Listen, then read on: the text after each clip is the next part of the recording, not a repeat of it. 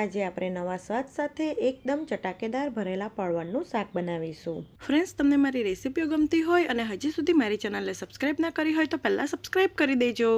તો અહીં મેં 250 થી 300 ગ્રામ જેટલા લીલા સરસ કૂના પરવળ લીધા છે। અને પરવળ તમે માર્કેટથી લાવો એટલે તેને તમારે પાણીમાં પલાળી દેવાના, એટલે તે લાંબા સમય સુધી સારા રહે અને પોચા નહીં પડે। પછી પરવળને 1 થી 2 વખત પાણીથી સારી રીતે ધોઈને કોરા કરી લેવાના। હવે આપણે પરવળને પહેલાં ઉપર અને નીચેના ડીટીયાનો ભાગ કટ કરી લઈશું। અહીં આપણે આખા પરવળની છાલ નથી ઉતારવાની, આ રીતે પરવળની થોડી થોડી છાલ ઉતારવાની।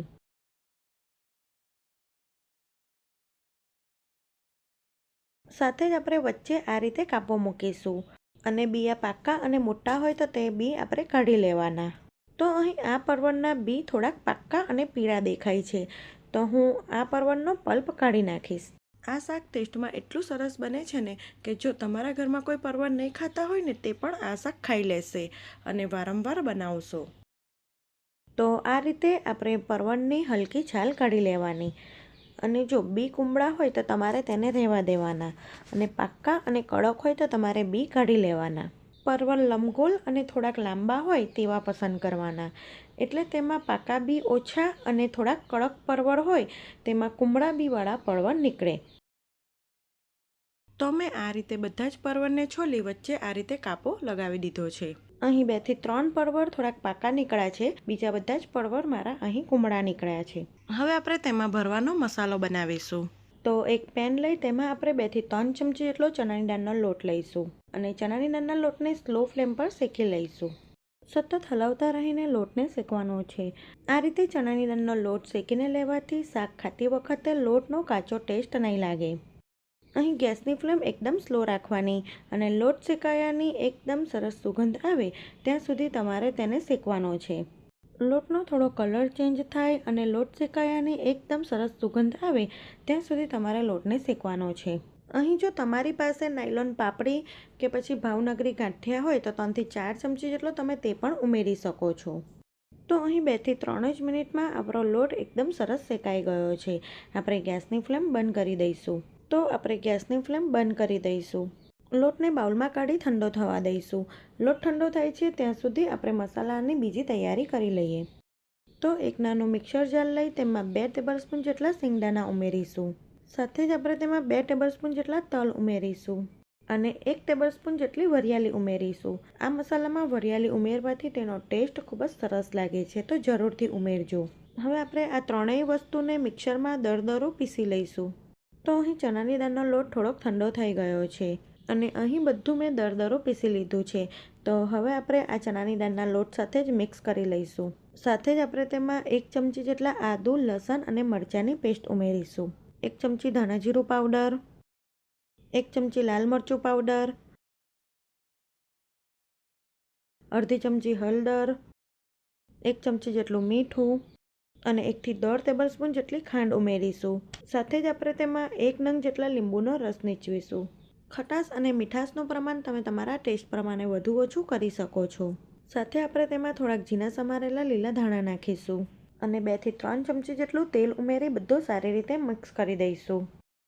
તમે કોઈ પણ ભરેલા શાક બનાવો ત્યારે તેના મસાલો ચડિયાતો ઉમેરવાનો, એટલે કે આગળ પડતો નાખવાનો, તો તે શાકનો ટેસ્ટ ખૂબ જ સરસ લાગશે।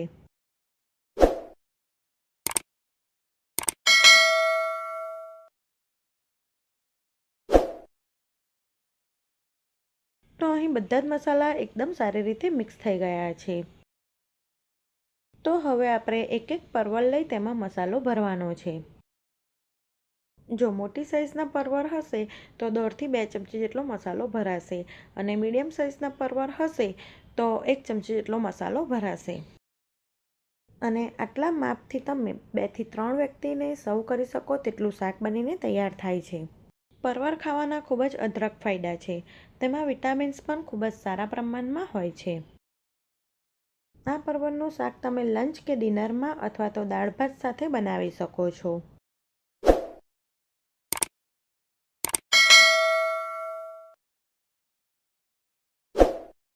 તો અહીં બધા પરવળ ભરાઈ ગયા છે અને 2 થી 3 ચમચી જેટલો મસાલો બચી ગયો છે। તો આ જે મસાલો વધ્યો છે તે ઉપરથી આપણે ઉમેરીશું. હવે આપણે શાકનો વઘાર કરીશું. તો એક પેન લઈ તેમાં આપણે 2 થી 3 ચમચી જેટલું તેલ ગરમ કરવા મૂકીશું. તેલ ગરમ થાય એટલે આપણે ચપટી હિંગ નાખીશું. સાથે જે પરવર ભરીને રાખ્યા છે તે ઉમેરી દઈશું. હમણાં આપણે પરવરને એકલા તેલમાં જ થવા દઈશું.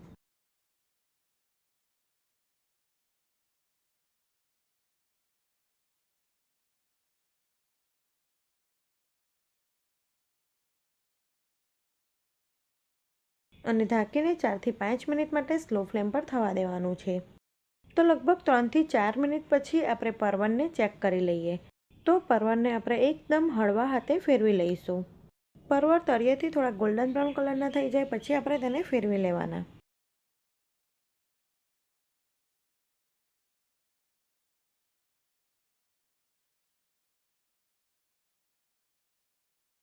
પછી આપણે ઉપરથી તેમાં 1/4 ટેબલસ્પૂન જેટલો મીઠું સ્પ્રિંકલ કરીશું. આપણે મસાલો બનાવ્યો ત્યારે પણ તેમાં મીઠું ઉમેર્યું છે એટલે આમળા મીઠું ઉમેરતી વખતે ધ્યાન રાખવાનું. સાથે આપણે 2 થી 3 ટેબલસ્પૂન જેટલું પાણી આ રીતે સ્પ્રિંકલ કરીશું. આ શાકમાં એકદમ વધારે પડતું પાણી નથી ઉમેરવાનું. આ રીતે થોડું થોડું 1 થી 2 ચમચી જેટલું જ પાણી ઉમેરતા જવાનું અને મિક્સ કરતા જવાનું. અને ફરીથી ઢાંકણું ઢાંકી 4 થી 5 મિનિટ માટે શાકને થવા દઈશું. ફરીથી આપણે ઢાંકણું ખોલીને પરવરને ચેક કરી લઈએ. અહીં પરવર હજુ થોડા કડક છે તો આપણે 2 ટેબલસ્પૂન જેટલું પાણી ફરીથી સ્પ્રિંકલ કરીશું અને ઢાંકીને 3 થી 4 મિનિટ માટે થવા દઈશું. તો હવે આપણે ફરીથી 5 થી 7 મિનિટ પછી શાકને જોઈ લઈએ. તો પરવર થયા છે કે નહીં તે ચેક કરવાનું. તો તમે જોઈ શકો છો પરવર એકદમ સરળ રીતે બફાઈ ગયા છે. હવે જે મસાલો વધ્યો છે તે ઉપરથી ઉમેરી દઈશું. બધું સારી રીતે મિક્સ કરી દઈશું. અને મસાલો ઉમેરી આપણે ઢાંકણું ઢાંકીને 3 થી 4 મિનિટ માટે જ થવા દઈશું. અહીં ગેસની ફ્લેમ એકદમ સ્લો રાખવાની એટલે મસાલો બિલકુલ બળી ના જાય. તો લગભગ 3 થી 4 મિનિટ પછી આપણે ફરીથી પરવરને ચેક કરવાના. એકાદ પરવરને તમારે આ રીતે તોડીને ચેક કરવાનું. જો એ સરળતાથી તૂટી જાય એટલે સમજવાનું કે આપણું શાક એકદમ પરફેક્ટ બની ગયું છે. અને સાથે જ આપણે જે મસાલો ઉમેર્યો હતો તે પણ સરસ શેકાઈ ગયો છે. તો હવે આપણે ગેસની ફ્લેમ બંધ કરી દઈશું અને ગરમા ગરમ પરવરના શાકને સર્વ કરીશું. આ શાક તમે બપોરે લંચ હોય ત્યારે અથવા તો ડિનરમાં કે દાળ ભાત સાથે કે પછી રોટલી ભાખરી કે રોટલા સાથે પણ સર્વ કરી શકો છો. તે ટેસ્ટમાં ખૂબ જ સ્વાદિષ્ટ લાગે છે. તો એક વખત આ રીતે ભરેલા પરવરના શાકની રેસીપી જરૂરથી ટ્રાય કરજો. તે ખાવામાં તો હેલ્ધી છે જ, સાથે સાથે તે ટેસ્ટમાં પણ ખૂબ જ સરસ લાગે છે. જો તમને મારી આજની રેસીપી ગમી હોય તો આવી જ બીજી નવી રેસીપી જોવા માટે મારી ચેનલને સબસ્ક્રાઈબ કરજો.